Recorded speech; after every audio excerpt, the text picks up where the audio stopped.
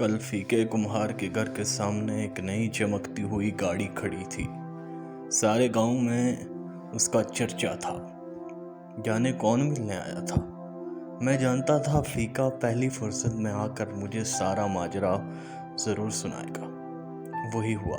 शाम को थले पर आकर बैठा ही था कि फीका चला आया। हाल चाल पूछने के बाद कहने लगा, साहब जी, कई साल पहले की बात है। आपको याद है, मासी नूरा होती थी, वो जो भट्टी पर दाने भूना करती थी।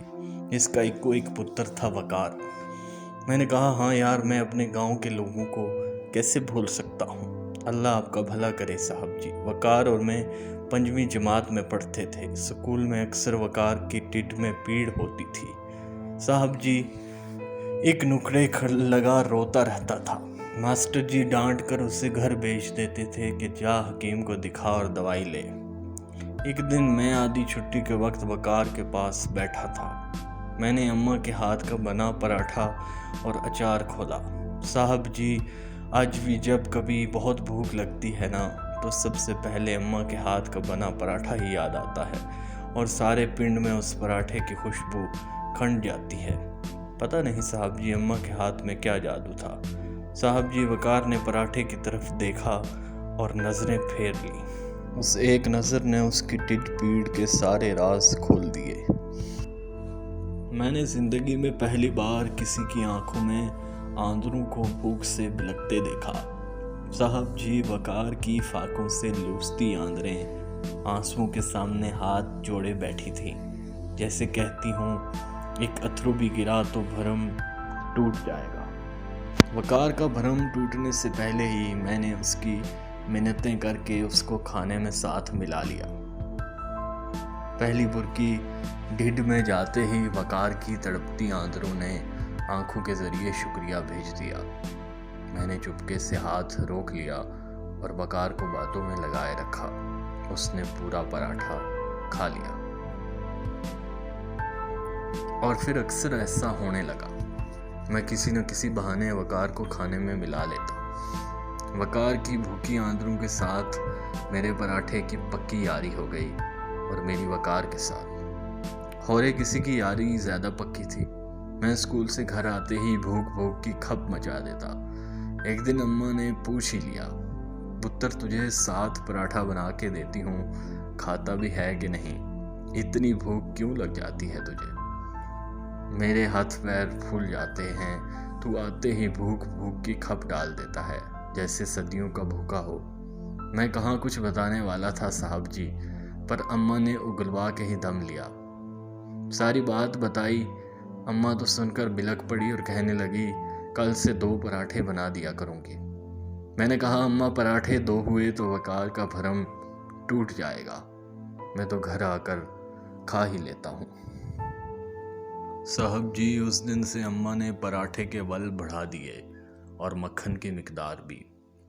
कहने लगी, वो भी मेरे जैसी माँ का पुत्र है। ममता तो वखरी वखरी नहीं होती फीके, माएँ वखो वख हुई तो क्या। मैं सोच में पड़ गया। 5वीं जमात में पढ़ने वाले फीके को भरम रखने का पता था। भरम जो ज़ात का मान होता है, अगर एक बार टूट जाए तो बंदा भी टूट जाता है। सारी ज़िंदगी अपनी ही किरचियाँ इकट्ठे करने में गुजर जाती है और बंदा फिर कभी नहीं जुड़ पाता। फीके को 5वीं जमात से ही भरम रखने आते थे। इससे आगे तो वो पढ़ ही नहीं पाया था। और मैं पढ़ा लिखा, आला तालीम याफ्ता, मुझे किसी स्कूल ने भरम रखना सिखाया ही नहीं था।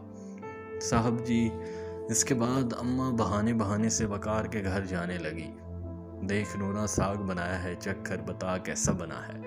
वकार की अम्मों को पता भी न चलता और उनका एक डंग टप जाता। साहब जी, वकार को पढ़ने का बहुत शौक था। फिर अम्मा ने मामे से कहकर मासी नूरा को शहर में किसी के घर काम पर लगवा दिया। तनख्वाह, वकार की पढ़ाई और 2 वक्त की रोटी तय हुई। अम्मा की ज़िंदगी तक मासी नूरा से राब्ता रहा। अम्मा के जाने के चंद माह बाद ही मासी भी गुजर गई। उसके बाद राब्ता ही कट गया। कल वकार आया था। वलायत में रहता है जी। वापस आते ही मिलने चला आया। पढ़ लिख कर बड़ा अफसर बन गया है जी। मुझे लेने आया है साहब जी। कहता तेरे सारे कागजात रेडी करके पासपोर्ट बनवा कर तुझे साथ लेने आया हूँ। इधर मेरी अम्मा के नाम पर लंगर खोलना चाहता है। साहब जी, मैंने हैरान होकर वकार से पूछा, यार लोग स्कूल बनवाते हैं, अस्पताल बनवाते हैं, तो लंगर ही क्यों खोलना चाहता है, और वो भी अम्मा के नाम पर। कहने लगा, फीके भूख बड़ी जालिम चीज़ है, चोर डाकू बनवा देती है, खाली पेट पढ़ाई नहीं होती, ढिड पीठ से जान निकलती है।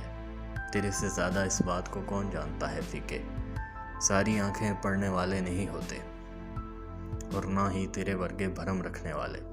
फिर कहने लगा, यार फीके, तुझे आज एक बात बताऊं, झलिया मैं सब जानता हूँ। चंद दिनों के बाद जब पराठे के बल बढ़ गए थे और मक्खन भी, आधा पराठा खा के ही मेरा पेट भर जाता था।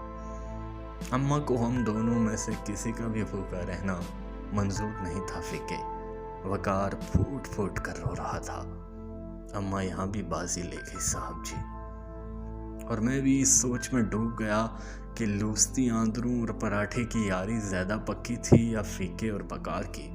भरम की बुनियाद पर कायम होने वाले रिश्ते कभी टूटा नहीं करते। फीका कह रहा था, मुझे अम्मा की वो बात आज भी याद है साहब जी। उसने कहा था, ममता तो वखरी वखरी नहीं होती फीके, माएँ वखो वख हुई तो क्या।